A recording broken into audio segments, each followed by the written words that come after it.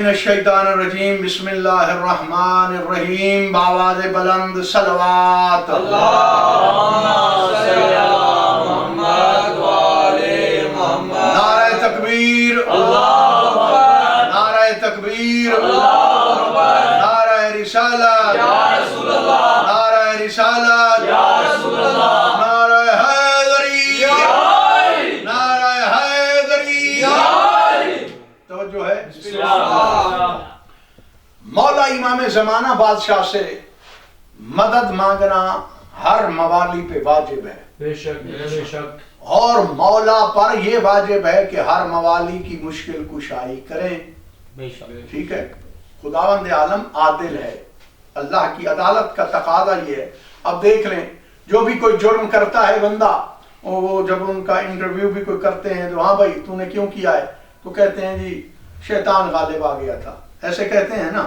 ہر بندہ یہی کہتا ہے کہ شیطان نے مجھے گمراہ کیا ہے اور اس نے مجھے بھٹکا دیا ہے۔ تو شیطان کسی کو نظر آتا ہے؟ نہیں، بڑی اہم بات کرنے لگا ہوں، علم کلام کا ایک مسئلہ آپ کی خدمت عالیہ میں عرض کر رہا ہوں۔ جو بندہ شراب خوری کر رہا ہے، جوا کھیل رہا ہے، تاش کھیل رہا ہے، غیبت کر رہا ہے، جو بھی جرم کر رہا ہے، چوریاں کرتا ہے، فراڈ کرتا ہے، جھوٹ بولتا ہے، تو اس کو گمراہ کرنے والا شیطان ہے۔ وہ بھی اقرار کرتا ہے کہ مجھے شیطان نے گمراہ کیا ہے۔ تو آپ اس سے کہیں تو نے شیطان کو دیکھا ہے؟ کہے گا نہیں دیکھا۔ تو پھر یہ گمراہی کیسی؟ وہ کہے گا دیکھا بھی نہیں ہے، وہ غیب رہ کے گمراہ کرتا ہے۔ جاگنا، تو پھر اللہ عادل ہے، اگر کوئی غیب رہ کے گمراہ کر سکتا ہے تو پھر غیب رہ کے ہدایت بھی کر سکتا ہے۔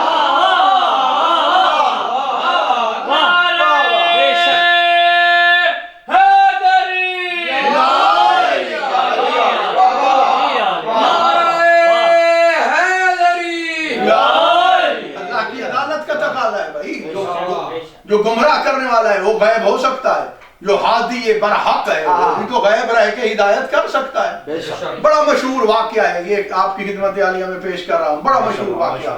اور حسن اتفاق یہ ہے کہ بحرین میں اب بھی شیعہ بہت زیادہ ہیں، قدیم زمانے سے شیعہ زیادہ تھے۔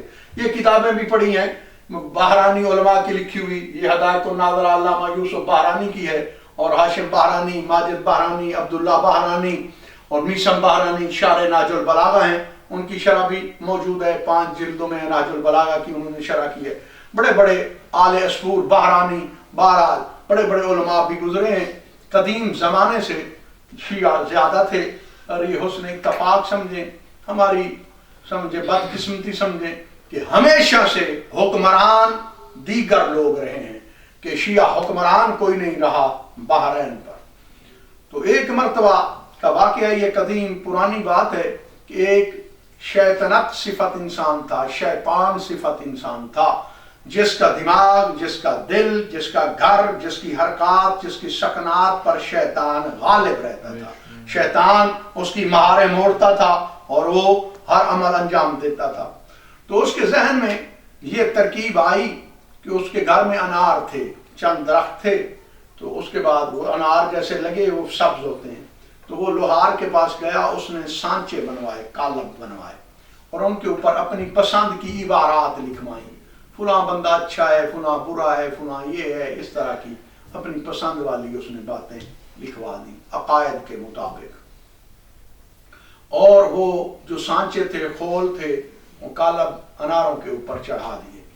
وہ انار بڑھتے گئے، جیسے بڑھے تو ان کے چھلکے پر وہ پیوست ہو گئے وہ سانچے، اور وہ عبارت لکھی گئی، ایسے لگتا تھا جیسے کسی نے یہ قدرت کاملہ سے لکھی ہے، وہ سانچوں کی وجہ سے۔ انار اس نے توڑے اور توڑ کے بادشاہ کے پاس لے گیا، کہتا ہے کہ یہ دیکھیں، یہ جو باتیں ہیں یہ شیعہ مانتے نہیں ہیں، جو بھی ہمارے مقدسات کے خلاف ہیں، ہمارے مذہب کی ضروریات دین کے خلاف ہیں، ایسی باتیں تھیں جو ہمارے عقائد میں بھی نہیں ہیں، کہ جو ہم مانتے ہی نہیں ہیں اور جن کا تعلق شریعت کے ساتھ نہیں ہے۔ یہ دیکھیں جی، یہ شیعہ تو یہ باتیں نہیں مانتے، اور وہ دلائل پیش کرتے ہیں، یہ دیکھیں اناروں پر اللہ نے اب یہ عبارتیں لکھ دی ہیں، اب آپ ان سے پوچھیں۔ اب لوگ حیران ہیں، بھئی اناروں پہ تو بندہ لکھ ہی نہیں سکتا، کوئی ماننے کے لیے تیار ہی نہیں تھا۔ اب بادشاہ نے علماء بحرین کو بلایا، بھئی یہ دیکھو، یہ تمہارے خلاف جا رہی ہیں، اور یہ عبارتیں بھی اللہ نے لکھی ہیں، इस बंदे ने तो नहीं लिखी, कोई किताब तो नहीं है, किताब का कोई रद्द लिखे, क्यों पता होता है कि बंदे ने लिखी है, ये तो अल्लाह ने कुदरत कामिला से लिखी है। उस बंदे ने कहा इनसे कहो ये इसका जवाब दें या हमारा मदद कबूल करें, अगर जवाब नहीं है तो फिर इनका कत्ल आम के लिए ये तैयार हो जाएं। उलमा बड़े परेशान हुए, उन्होंने कहा नहीं हमें 3 दिन की मोहलत आप दें। तो सारे उलमा बैठ के परेशान होकर, जो मुकद्दस तरीन उलमा थे 70 बंदा, उन्होंने आबादी छोड़ दी, जंगल बयाबान में आके उन्होंने इबादत शुरू कर दी और मौला इमाम ज़माना को पुकारना शुरू कर दिया। पहला दिन भी गुजर गया, रो रो के दुआएं मांग रहे हैं कि कोई मुश्किल कुशाई नहीं हो रही। दूसरा दिन भी, तीसरा दिन भी, मौइद वाला टाइम था, वादे वाला टाइम, उससे थोड़ी देर पहले वो बड़े परेशान हुए और कहते हैं अपने आप को कि मौला कि बस हम तो मारे गए और उसके बाद हमारी तो मुश्किल कुशाई न हुई। थोड़ी देर रहती थी, तारीख गवाह है, एक नूरानी चेहरे वाला सफेद लिबास में मलबूस जवान जाहिर हुआ, सलाम करके कहा कि क्यों परेशान हो। उन्होंने कहा जी तीसरा दिन है, इमाम ज़माना को बुला रहे हैं और हमारी मुश्किल कुशाई नहीं हुई। मौला इमाम ज़माना ने फरमाया तुमने 3 दिन की मोहलत मांगी है, मैंने तो नहीं मांगी। तुमने मुझे कमजोर समझा था जो 3 दिन की मोहलत मांगी है, इसलिए तुम्हारी ये इबादत हो रही थी तो मैं यही चाह रहा था कि तुम इबादत करते रहो और वादे के वक्त से पहले मैं इमाम आ जाऊंगा। फरमाया मैं इमाम ज़माना आ गया हूँ, क्यों घबरा गए, परेशान क्यों होते हो, मुश्किल तो हल हो गई है। भाई मुश्किल उस वक्त तक मुश्किल रहती है जब तक मुश्किल कुशा ना आए। जब मुश्किल कुशा आ जाता है तो मुश्किल की जबीं पे भी मैंने पसीना देखा, फिर तो मुश्किल रहती नहीं है। इसी तरह सरकार ने फरमाया अब ना घबराओ, मुश्किल तुम्हारी हल हो गई है। तुमने 3 दिन का टाइम मांगा था, हमने तो नहीं कहा था मैं वादे से पहले आया हूँ। तुम इबादत कर रहे थे तो मैं ये नहीं चाह रहा था कि ये तुम्हारी इबादत, ये तुम्हारी तार, ये अल्लाह के साथ, हम आले मोहम्मद के साथ तवस्सुल खत्म हो जाए। इबादत में रहे हो, अब ना घबराओ। अब जाओ सीधे बादशाह के दरबार में और उससे कहना कि हम जवाब यहाँ नहीं देते, इस बंदे के घर में हमें ले चलो, हम जवाब वहां देंगे। तो मौला इमाम ज़माना ने फरमाया तुम ये कहोगे, वो बंदा कहेगा कि नहीं जी मैदान की बात है, यहाँ दरबार में जवाब दें। तो तुम ये कहना आगे बादशाह से कहना चूंकि इसके घर में मौजज़ा वाक़या हुआ है, हम मौजज़े वाला घर भी देखते हैं, वो मौजज़े वाले दरख्त भी देखते हैं, उसकी ज़ियारत भी करते हैं, जवाब भी वही देते हैं।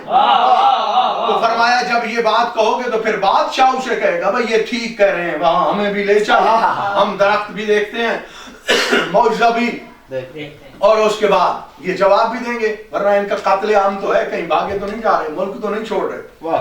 मौला इमाम ज़माना सरकार ने फरमाया वो तुम्हें दरख्त दिखाएगा, बड़ी मुश्किल से घर में लेके जाएगा।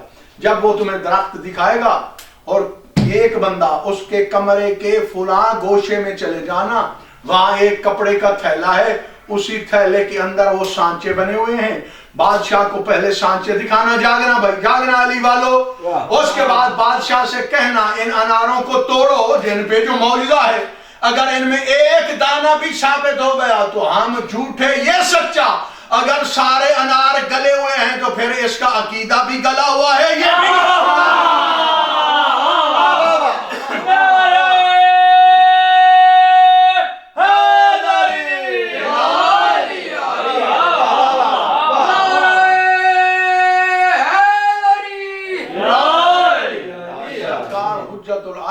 इस तरह हमारी मदद करते हैं, मुश्किल कुशाई करते हैं। दरूद पाक की तिलावत फरमा लो मिलके बाबा।